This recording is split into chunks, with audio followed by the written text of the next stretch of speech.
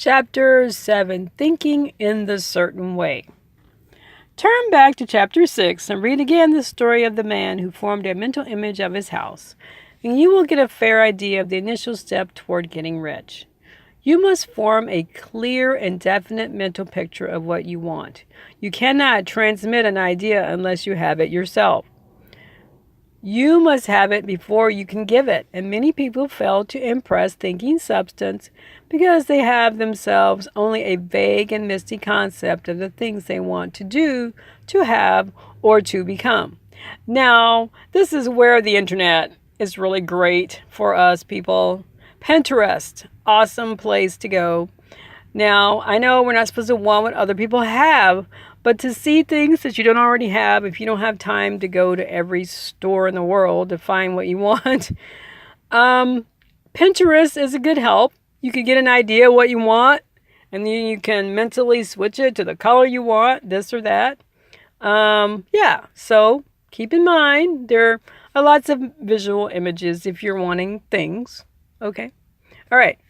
You must have it before you can give it, as he said, and many people fail to impress thinking substance because they have themselves only a vague and misty concept of the things they want to do, to have, or to become. It is not enough that you should have a general desire for wealth, to do good with. Everybody has that desire. It is not enough that you should have a wish to travel, see things, live more, etc. Everybody has those desires also. If you were going to send a wireless message to a friend, you would not send the letters of the alphabet in their order and let him construct the message for himself, nor would you take words at random from the dictionary. You would send a coherent sentence, one which meant something. When you try to impress your wants upon substance, remember that it must be done by a coherent statement. You must know what you want and be definite. You can never get rich or start the creative power into action by sending out unformed longings and vague desires. Go over your desires just as the man I have described went over his house. See just what you want and get a clear mental picture of it as you wish it to look when you get it. Okay, again, go over your desires as you're being grateful, just as the man I have described went over his house. See just what you want and get a clear, crisp mental picture of it as you wish it to look when you get it. Okay. That clear mental picture you must have continually, this is the work, in mind, as the sailor has in mind the port toward which he is sailing the ship. You must keep your face toward it at all time. You must no more lose sight of it than the steersman lose sight of the compass. It is not necessary to take exercises in concentration, nor to set apart special times for prayer and affirmation, nor to go into the silence, nor to do occult stunts of any kind. These things are well enough, but all you need is to know what you want and to want it badly enough so that it will stay in your thoughts. Spend as much of your leisure time as you can in contemplating your picture. Let's say that again. Spend as much of your leisure time as you can in contemplating your picture. Now, I'm going to say this, and I'm going to say this one time. It's kind of like daydreaming, but not like daydreaming, because daydreaming is a lot of times not really what you want. It's just like your mind is bored and your thoughts are floating around. This is more of a definite purpose. In your leisure time, play around with your image that you want. Look at it, touch it, see it, enjoy it. Okay, some of this is my information, but get in there and interact with your mental image. That's what I'm going to say. Interact. Okay. Spend as much of your leisure time as you can in contemplating your picture. But no one needs to take exercises to concentrate his mind on a thing which he really wants. It is the things you do not really care about which require effort to fix your attention upon. So this is something easy that you do.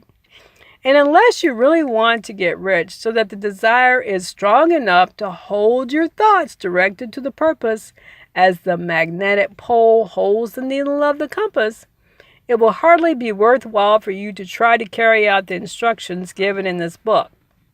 The methods herein set forth are for people whose desire for riches is strong enough to overcome mental laziness and the love of ease and make them work.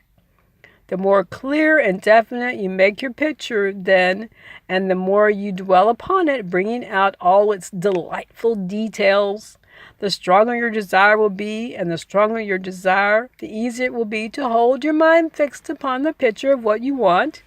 When? In your leisure time. Okay. Something more is necessary, however, than merely to see the picture clearly.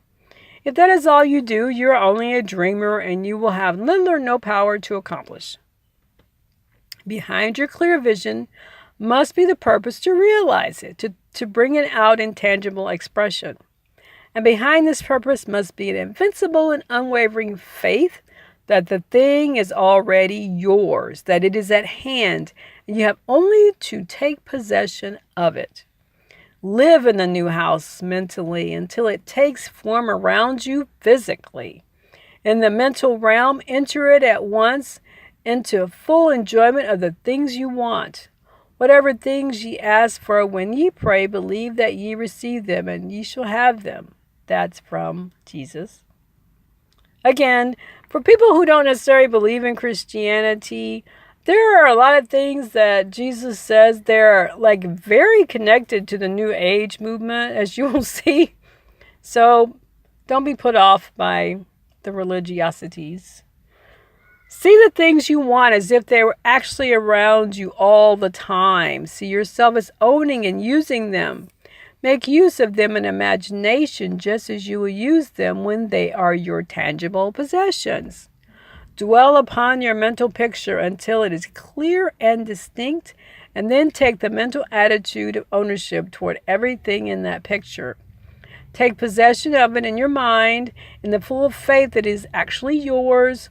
Hold to this mental ownership. Do not waver for an instant in the faith that it is real. And again, this is your mental picture. You're not taking from someone else. Even if you have a picture, again, you're going to make it your version. Right. You're not wanting someone else's things. Okay. Okay. My page got moved. Okay. Whatever. Okay. See the things that I'll just read this again. See the things that you want as if they were actually around you all the time. See yourself as owning and using them. Make use of them in imagination, just as you would use them when they are your tangible possessions. Dwell upon your mental picture until it is clear and distinct, and then take the mental attitude of ownership toward everything in that picture. Take possession of it in mind, in the full faith it is actually yours. Hold to this mental ownership. Do not waver for an instant in the faith that it is real. And in the Kabbalion, they are very clear that we live in a mental universe. So this is really easy for us once we start practicing it. And remember what is said in the preceding chapter about gratitude. Be thankful for it all the time as you expect to be when it takes form. The man who can sincerely thank the universe or God for the things which as yet he owns only in imagination has real faith. He will get rich. He will cause the creation of whatever he wants. Do not need to ask or pray repeatedly for things you want. It is not necessary to tell God or the universe about it every day. Use not vain repetitions as the heathen do, said Jesus. Said to his pupils, for your Father knoweth that ye have need of these things before you ask him. Your part is to intellectually formulate your desire for the things which make for a larger life. And to get these desired arranged into a coherent whole, and then to impress this whole desire upon the formless substance, which is the power and the will to bring you what you want. Okay, so your part is to intellectually formulate your desire for the things which make for a larger life, and to get this desire arranged into a coherent whole, and then to impress this whole desire upon the formless substance, which has the power and the will to bring you what you want. You do not make this impression by repeating strings of words. You make it by holding the vision with unshakable purpose. To attain it with steadfast faith, the answer to prayer is not according to your faith while you are talking, but according to your faith while you're working. So it's not, of course, about just, saying that I did this and that and the other and I'm going to get what I want. It's having that mental picture, living, having gratitude. It is impressing it upon formless stuff, as we have said. You cannot impress the mind of God by having a special Sabbath day set aside to tell him what you want. And then forget him during the week. You cannot impress him by having special hours to go into your closet and pray, if you then dismiss the matter from your mind until the hour of prayer comes again. Oral prayer is well enough and has its effect, especially upon yourself, in clarifying your vision and strengthening your faith. But it is not your oral petitions would give you what you want. In order to get rich, you do not need a sweet hour of prayer. You need to pray without ceasing. And when he says pray, what does he mean? To get the vision, to be grateful, and to hold on to what it is that you want in your mind. By prayer, he says it too. And by prayer, I mean holding steadily to your vision with the purpose to cause its creation into solid form and the faith that you are doing so. Okay, keep in mind, I've gone over this a few times. Okay. Believe that ye receive.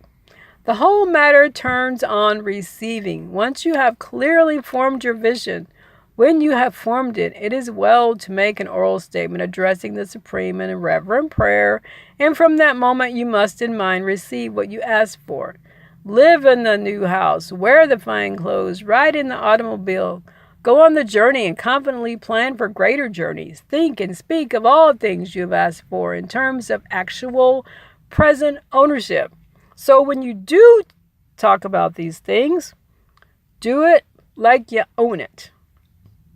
I know some people call it fake it till you make it, but I think that's actually a whole different, like a whole different book. Oh, goodness. Okay, imagine an environment and financial condition exactly as you want them and live all the time in that imaginary environment and financial condition. Mind, however, that you do not do this as a mere dreamer and castle builder. Hold to the faith that the imaginary is being realized and to the purpose to realize it. Remember that it is, faith and purpose in the use of the imagination, which make the difference between the scientist and the dreamer. And having learned this fact, it is here that you must learn the proper use of the will.